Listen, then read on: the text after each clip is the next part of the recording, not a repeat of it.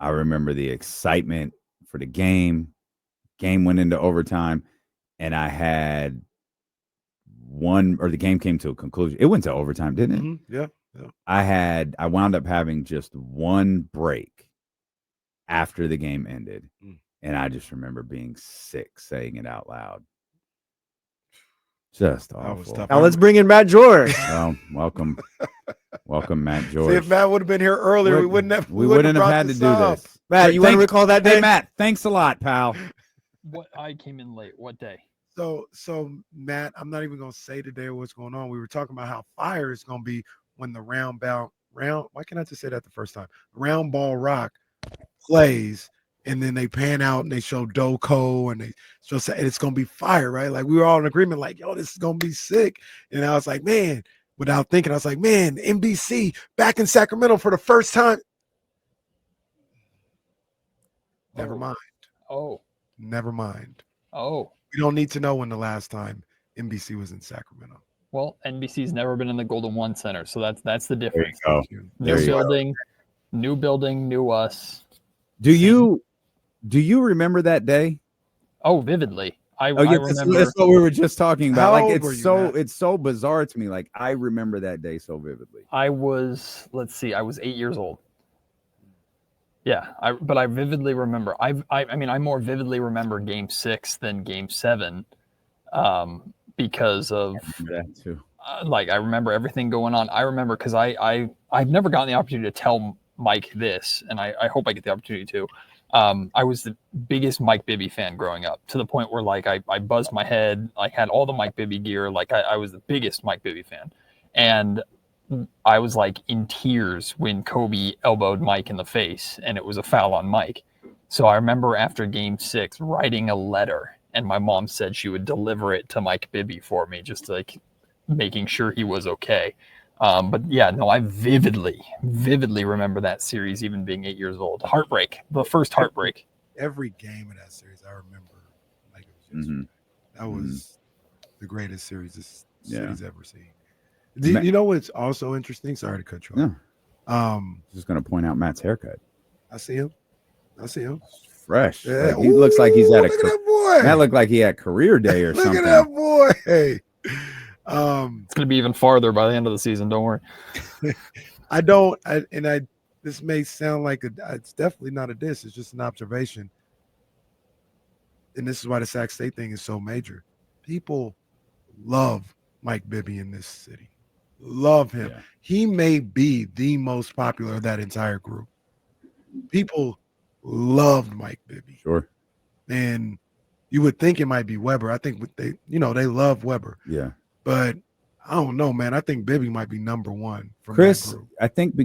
I think there's a reason for that. Doug's probably close. Bobby's really, really close to that. But Chris is so good and has so many, like, he's the best player this franchise has ever seen. And I don't mean this in like a bad way. He's done so many things in life. He feels away. Mike is relatable. Like, Mike is here. Mike has been here so much through TV, through like life, and now through Sac State. Same with Bobby, same with Doug. Their proximity to us feels the proximity to us like feels like it aids our love for those guys, whereas Chris has been further away. I feel like I hear more stories about either, like, I know Miss P and she says I'm a Kings fan because I love Mike Bibby. I hear more stories about Mike Bibby was my favorite player. I love the Kings because of Mike Bibby more than any King from that era. Well, my first ever favorite player growing up, when I first watched the Kings play, was Jay Will, just because of the flashiness and everything. But I was like 6-7 years old, even younger than this. So the first time I went and watched a Kings game was Jay Will, and I remember just being mesmerized by him. And then when they traded Jay Will for Bibby, I don't remember the trade specifically, but it felt like a legitimacy. Like, and Bibby comes in and becomes big shot Bibby, to where Chris Webber was the dude. We all know Webber was the dude. Vlade was the dad. Like, Vlade was the guy that just brought everybody together. And then in many ways, like, Christie was the enforcement. We don't need to talk about, well, we should talk about what he did to Rick Fox because it's fun. But Bibby was Bibby was big shot. Like you needed a big moment. Bibby typically stepped up, and then Peja was just the sniper from the corner. So I mean, it's hard to pick a favorite out of that fan favorite. I didn't even mention Bobby and what he did off the bench. Man, that team was so special in so many ways. And I mean, I know every fan base connects with their best teams in history, but all of those guys, even Pollard, Turkoglu, Funderburk, for God's sake, you can find just different reasons to love all those guys, and then go to Carl's Jr. and get all their bobbleheads, which I still have. Yeah, you got to do it. Lines wrapped around the corner. Crazy. Just absolute hysteria at Carl's Jr. I got them all. I still got them all. Those guys were rock stars. They were like to I know we think about that, you know, for younger guys, Jesse, all this other stuff, even Zach. The Beam team was amazing. That they captivated this city. I feel like that was half of what that Greatest Sean Court team was. That team was bananas as far as like the way people reacted to them in the city. Yeah, that was crazy. I have like a Greg Ostertag Kings bobblehead. Like that's how deep it went. Well, that's sometimes you can go too far. There's a line, Matt, and I think you just crossed it. Yeah, that was a good job by you. Not getting a flag. No, I heard it. I heard it, Matt. It's fine. Wait, what did I do? One of my favorite things. Matt's wait, what? What'd I say? You're good. What? No. It's Kenny's a juvenile. No, it's fine. D'Lo did a fantastic job of avoiding that holding penalty Thank you. No, it was good. It's fine. Okay, well, enough of this nonsense. Let's go game by game through this schedule and predict wins and losses. Okay, so what's Kings and Suns? Kings and Suns, that's a win. Kings Jazz, that's a win. So 2-0. Okay. Oh, there we go. Stop the season. There we go. What stood out to you when the schedule, when you got your hands on the schedule? What stood out? Yeah, I was stunned by the amount of national TV games. Like, especially by NBC. Like, I thought NBC is like, to me, NBC is TNT, right? It's like that is the big fish. If you're on national TV on NBC, like that carries the legitimacy to it. No disrespect to ESPN/ABC, of course, ABC 10. Watch NBA on ABC 10, or Peacock or Prime or all of these. Like I was expecting, okay, maybe the Kings are going to have a handful of Prime games, which is essentially like NBA TV or Peacock games. But to see 5 NBC games and 9 national TV games. And then, of course, my eye immediately goes to, okay, how many of these are at home? And to the surprise of, well, it shouldn't be a surprise to anybody because this is a theme every single year. The vast majority of the national TV games, 6 of the 9 of them, are in Sacramento. And it just like the NBA wants to showcase Sacramento, wants to showcase the Golden One Center, wants to showcase the crowd, wants to showcase the energy, maybe a beam at the end of it, although looking at a lot of these games, I don't know if we can feel comfortable or confident about a beam being lit for many of them. Like the NBA consistently likes to showcase that Golden One Center crowd and that atmosphere and how rowdy it gets. And of course, Sacramento, we show up anyway, but Sacramento especially shows up for national TV games and tries to make as much noise as possible and let them know, hey, we're here, we've been here, we haven't gone anywhere.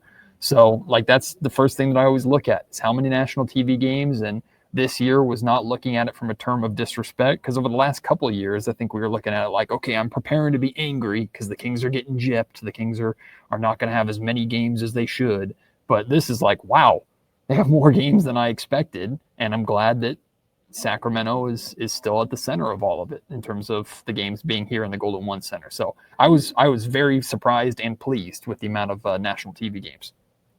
I put a lot of emphasis lately on NBC because I feel like that is the hallmark national TV partner with the NBA, at least this season. NBC being back, them having Tuesday night games, Sunday night basketball when football's over and everything. So that's the one I'm looking at as the creme de la creme right now, national TV.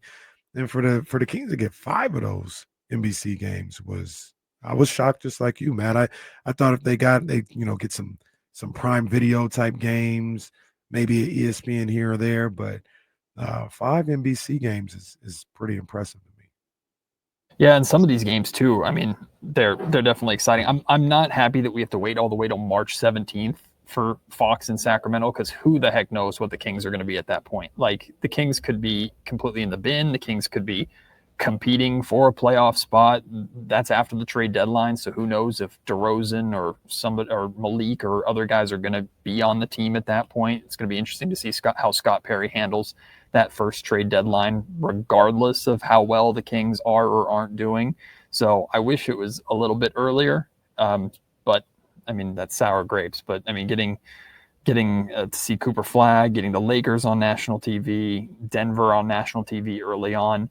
The one thing I'm concerned about, though, is a lot of these are 8 o'clock tip-offs, and Damian will be in bed for 2 hours by that point. So I don't know if we're going to be able to get 45-year-old in the building for those, but we'll do what we can. A lot of 8 o'clock tips, guys. A lot of 8 o'clock tips. Matt, we was talking about that. Yo, that game ended like 10:45. Bro, I already warned the audience. Locked on Kings is going to be out at 2:30 a.m. and I apologize ahead of time. Like with all the post-game stuff we have to do and how long it takes, I'm going to be in the Golden One Center. Security is going to be staring bullets at me while I'm recording and yelling at 1 o'clock in the morning. Listen, I don't have to be there to be able to properly cover this basketball team. Well, but you're going to have to watch the game when you wake up at 4 o'clock doing rip curls or something. Oh, shut up, man.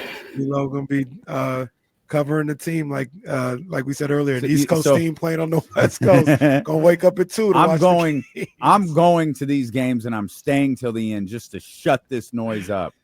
No shot. You're going to be asleep. We're going to find Grandpa Barling slumped over in a chair in the media section at 8:30 at the end of the first quarter. I don't know, man. This is a new D-Lo, man. He be outside, everything, man. That's right. I don't know, man. It's a new D-Lo. Oh, no. Katie will be there. Katie will be up. Oh, you think I go to sleep early? My goodness. I just got a text that said, hey, I'm going to take a nap right now. Goodness gracious. Did the back-to-backs bother you? Not really. 5 in January, I think 14 total. Yeah, 14 total. I mean, I expected I more care about like 3 games and 4 nights, and there is a handful of batches of those, but I'm not like back-to-backs. I expect them at this point. I don't view them as an excuse. Everybody else has to deal with them. Another thing that's always high for the Sacramento Kings is miles traveled, like always. The Kings are always towards the top, if not at the top of miles traveled. And that just comes down to where they're located. I mean, being in the California, being on the West Coast, like if you're on the East Coast, like a New York, there's still a lot of teams in kind of a close group. In Sacramento and in California, you do have the Warriors an hour and a half up the road or down the road, but then the next closest is LA, which is only an hour flight, but still those miles add up, and going to Phoenix or going up to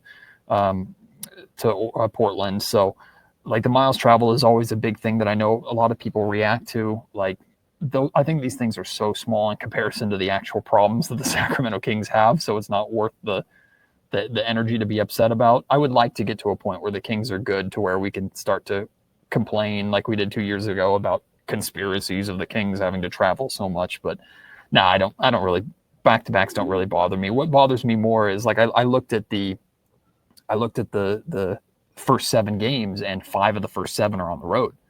And I'm thinking, okay, like it's a test right out the gate. Over the last handful of years, the Kings have been better on the road than they've been at home. So I guess you could take some positive from that, except we know what Doug Christie's all about. Doug Christie's all about like defending home floor and making sure that the Golden One Center is going to be an incredibly difficult place to play for every opposing team in the league. So I expect that the Kings will be better at home this season than they've been, or they have to be, and they were under Doug in last season when he took over as the interim head coach. So, I mean, I'm very interested to see how this team starts. And then I made the joke about it on November 7th. The Kings play their first NBA Cup group stage game against OKC, and like not trying to be overly negative or pessimistic, but the Kings NBA Cup chances might end night 1, depending upon how that game against OKC goes, because typically you have to go 4-0 in your group to really have the best chance of moving out. And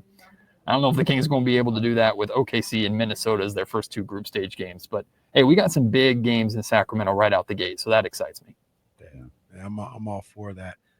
And we were talking about it earlier, and it always just seems like we break down the schedule a lot and talk about the Kings, and it always just seems like the Kings just It's always a bad schedule. I've never done this, and it feels like, oh man, the Kings got a break this year. This is great. It's like, no, it always feels like a rough schedule.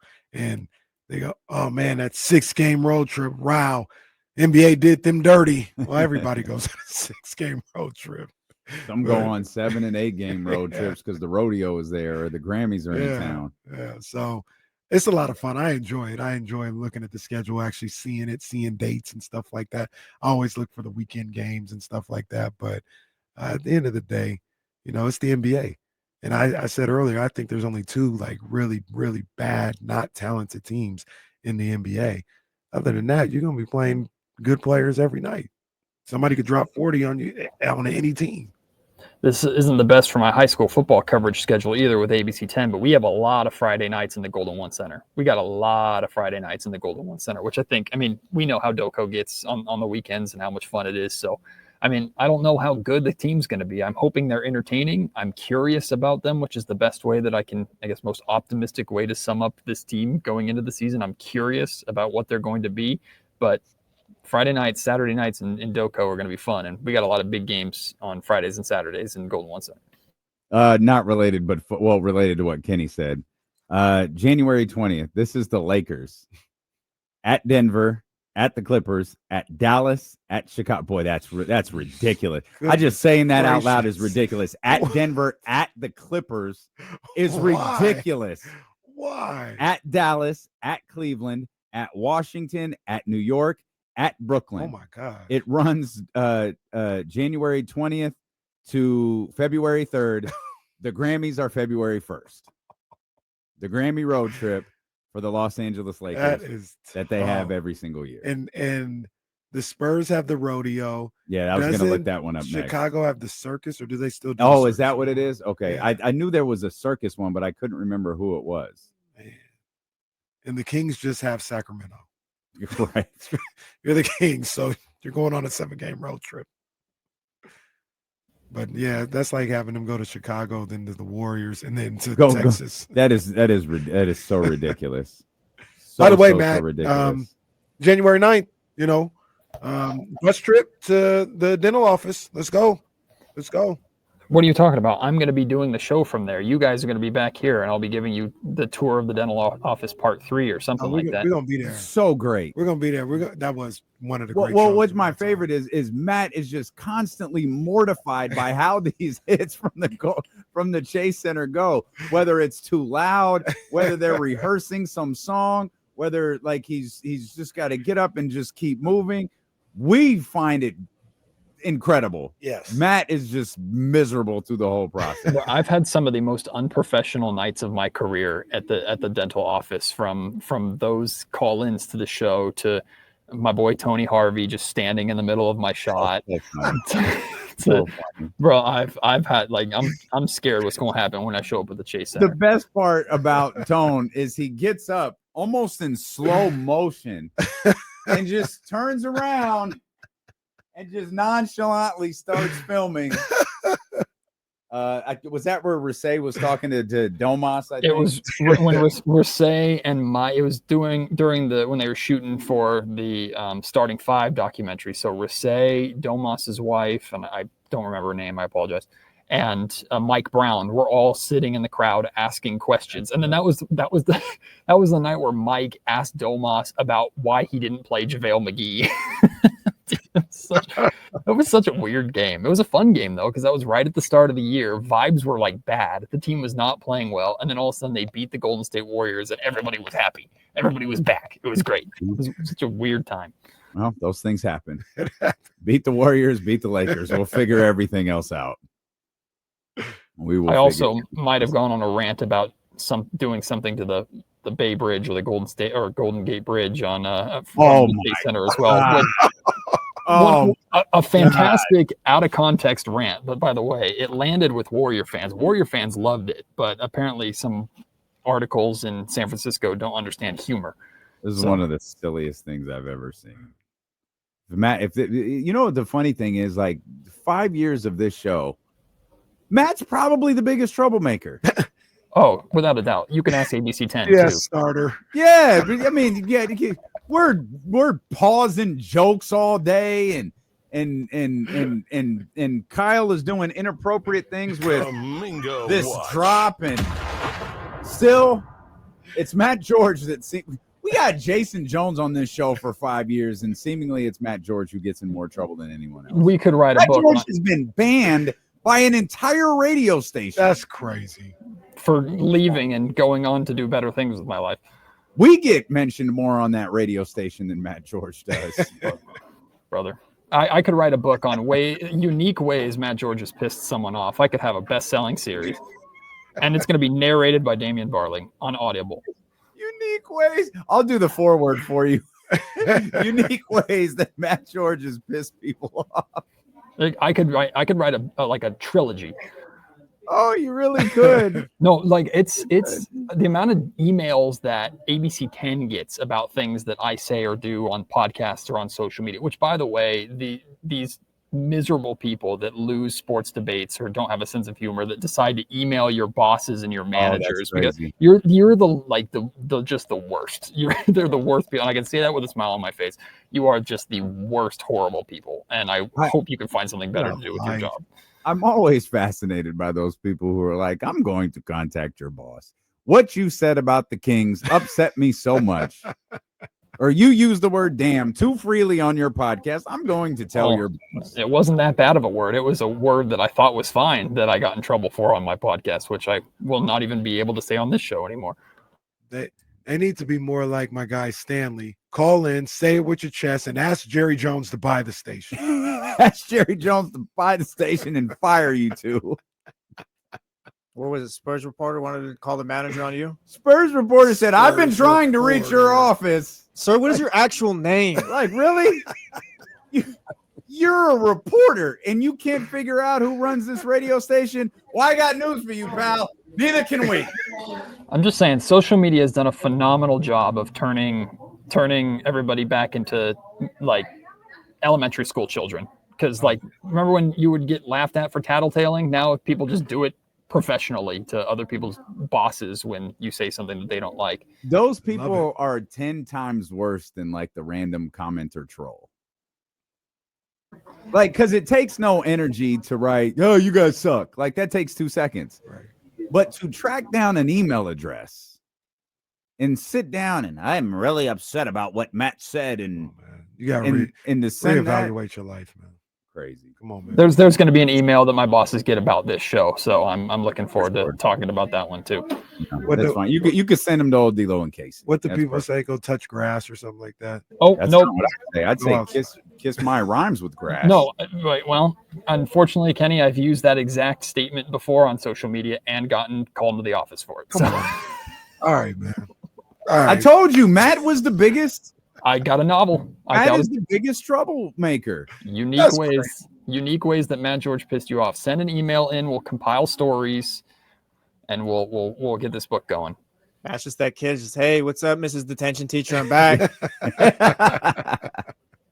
The first 3 chapters could just be we get the first chapter when D-Lo met Matt. Man, that could be half the book right there. The first chapter, that's the first book of the trilogy. Oh, okay. Book 1, Damian Barling. Damian Barling. Oh, that's great.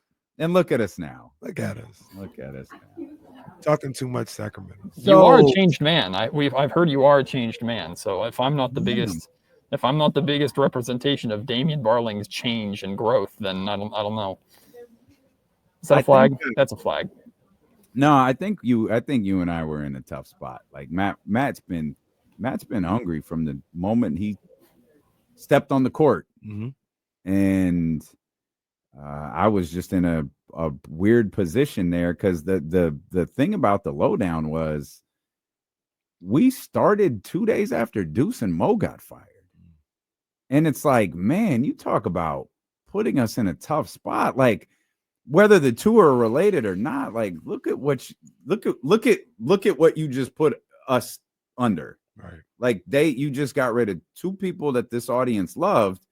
And it's like, oh, here's this guy you don't know. Here's this guy from TV.